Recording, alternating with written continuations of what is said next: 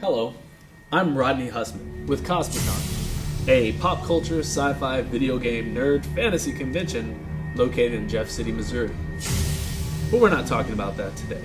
Today, I'm going to be interviewing cast, crew, and members from the short film Rare Breed, created by Retro Hawk Productions.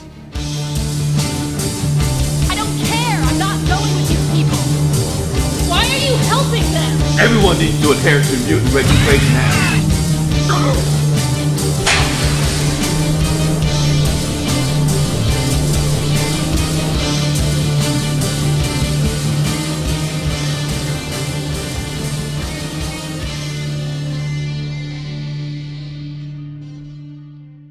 I went to the Society of American Fight Directors and got my toe in the water, and they taught me how to do all this really cool choreography and staging and keep people safe and sell the story. And I just fell in love. From there, I made it part of my major as a theater degree. So joined the Army as a combat medic, and now I'm doing this on the side as I go to school. You worked on the Rare Breed, and how was that experience for you? I loved it. Dustin has just got this wonderful collage of people around him that just really are devoted to the piece, and they just kept on giving more and more and more. And we were, some of us were up to 2 a.m. It was crazy, but it's the most fun I've had in a really long time. Awesome. So speaking of fun, out of all the filming that we were doing, what was probably the funnest part of that? Doing a 360. So in fight choreography, in theater, you have all one fight. Everything has to go right. In film, you can kind of break it up. Doing a 360, you have to have continuous violence, just like you would in theater, but the perspective is moving. Like theater in the round, you have to sell it from every perspective. But the perspective is not just every perspective, it's a moving perspective. Right. So there's a timing element. I was really worried and stressed about it, but I think we did 2 takes, to maybe 2, 3 tops, and it was perfect. And this was the fight scene? I was blown away. The actors just really stepped it up. Dustin, and they had this Ronin thing. It was awesome. Right on. So in the fight scene, do you feel like it looked realistic? I do. One of the big elements of doing fighting for film is the Foley, is the smack, the thud, all that. Now the actors gave really good vocalizations, but when it all gets edited and put together, we'll see what we really have, when it's all together. The raw footage looks unbelievable. Awesome. Okay, so as far as stuff you worked on, you said several sets, filming or just stage acting or a little bit of all those things? I've done both, but mostly just do film sets. And my first film set I worked on was in Oklahoma City, and it was a short called Hana, and it's actually been to all over in a bunch of festivals, and it was doing really well. So awesome. Yeah. That's pretty cool. So you say you do the stage managing and script supervising. What does that entail, and what's the difference from managing and the script supervising? What's the with script supervising, you're following a shot list and keeping track of different continuity things. It's everybody's job on set to manage continuity, but the script supervisor just kind of helps make sure that flows and nitpicks little things and keeps track and makes sure we're on the right shot and that we're doing all that, and then makes notes of which take was the best take and things like that. And stage management, you just do similar, kind of making sure that they say they do the same movement so the other actors don't get mixed up. So it's kind of similar in that way, but they're different jobs. How was it working with the group?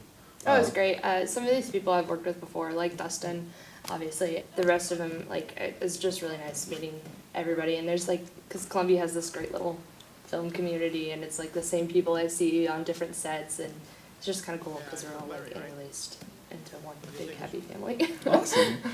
So Luke Cage, huh? Hey. Yeah. Now, so just to start off the bat, have you seen Luke Cage before, or were you a fan? Actually, funny thing, no. No. Oh. No, seriously. I mean, it was interesting because when Dustin, kind of told me, he was like, oh, you're playing this person. I was like, you're playing Luke Cage. I was like, who's Luke Cage? So I had to Google it. But it was pretty interesting. Awesome. Yeah. So you Googled it. Do you feel like you did the character justice? I hope I did, Yeah. Cool. So in this film, was this your first time doing this? Have you done this before? No, absolute first time, man. First time. Okay. Awesome. So have you thought about doing something like this before, or was this just a, No.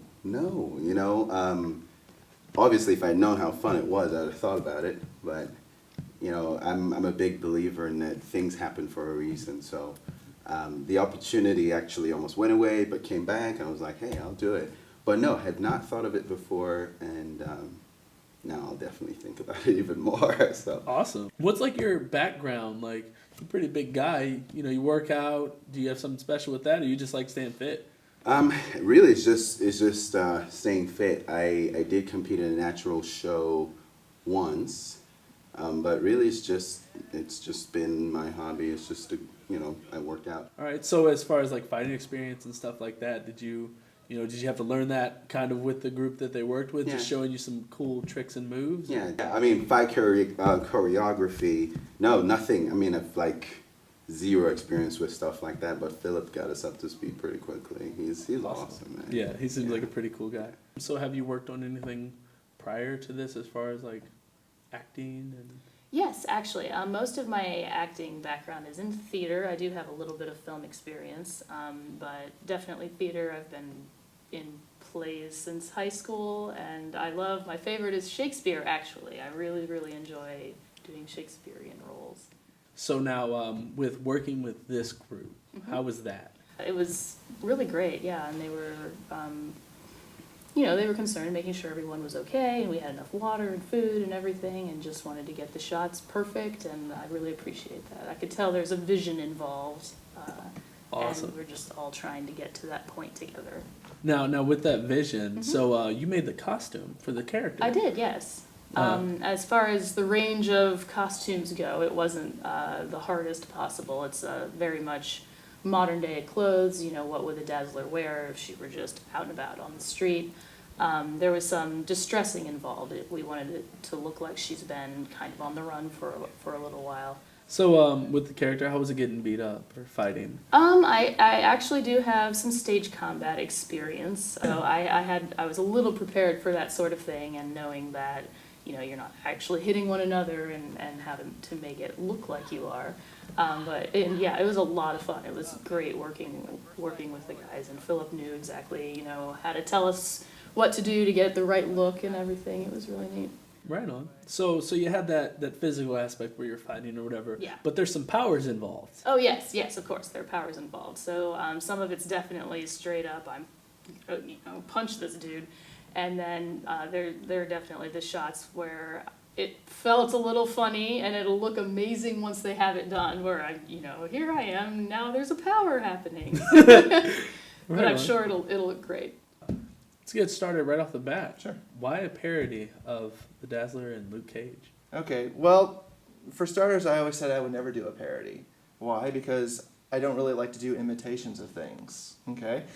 But I haven't seen Dazzler or Luke Cage in a movie yet. I really wanted to see the Dazzler in something. She has such an interesting power. It's all, she takes sound and turns it into energy and is able to fire, and everybody knows the big famous finger pointing shot. But I really wanted to do something that kind of honored those characters and wouldn't be doing something that has already been done. We haven't seen any big Dazzler movie, any big Luke Cage movie. So in a way, even though it's a parody, I'm still kind of doing something that hasn't been done yet, which is why I was really excited about cashing on the opportunity to do it. Oh, right on. Awesome. How'd you pick your people, the talent? That was the hardest part, okay? It's a nonprofit production, so first of all, you're asking people to work for free, and you've been involved in projects yourself. It takes a lot of people to make even a 5-minute little film. It takes a lot of people. And I just recently met Amanda Fellner in person, and I got to work with her on another steampunk project I'm doing. I was like, oh man, she would make a great Dazzler. And with Nathan, man, he was a diamond in the rough, man. We got lucky. A friend of mine recommended him. And at first I was like, I'm not too sure, because he didn't have any acting experience, you know? And it's not that I look for people that excel at acting, but people that I think are going to be able to jump right on set and work, because you know it's going to be a long day, and people who've already done it before at least have that they already have that frame of mind. So at first I didn't decide on Nate right away. And I ended up coming back to him, and he looks amazing. I mean, he takes up 2 of these chairs almost with his arms. Right on. So he was a real find, and that helped me decide that Luke Cage would be, the one. That would be exactly who I wanted in there. You had to show this combat on screen. How was that? Like, getting that to work out, working with the combat coordinator and such? A huge credit of that goes to the fight choreographer. Philip Meese, it was my first time working with him.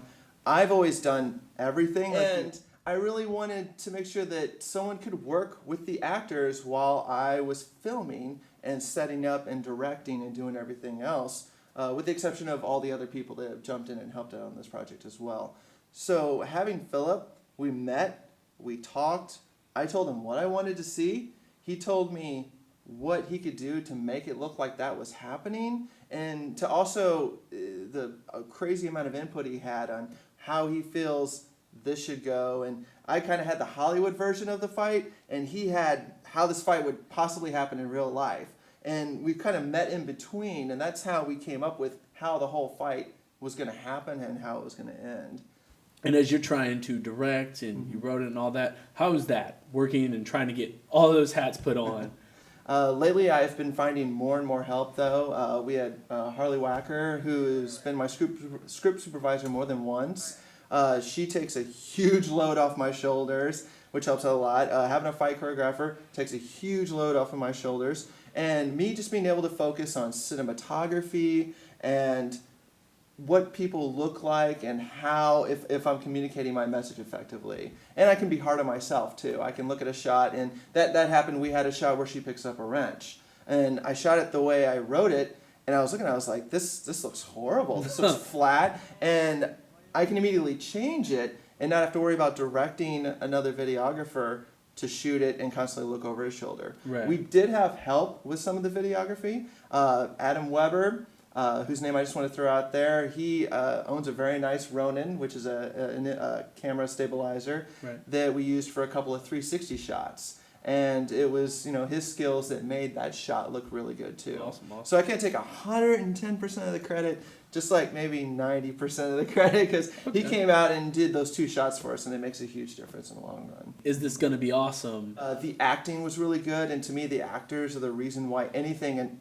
that goes on television is sold. You could have a really horrible looking movie, but if the actors are selling it and what's going on, you're still going to watch it, because you're like, wow, I'm in this, watching this really crappy set with these really bad costumes, but this person's got me convinced that something bad's going to happen to him, and you'll keep watching it. So it really, to me, it really does come down to the actors, though, as far as how good is this going to be.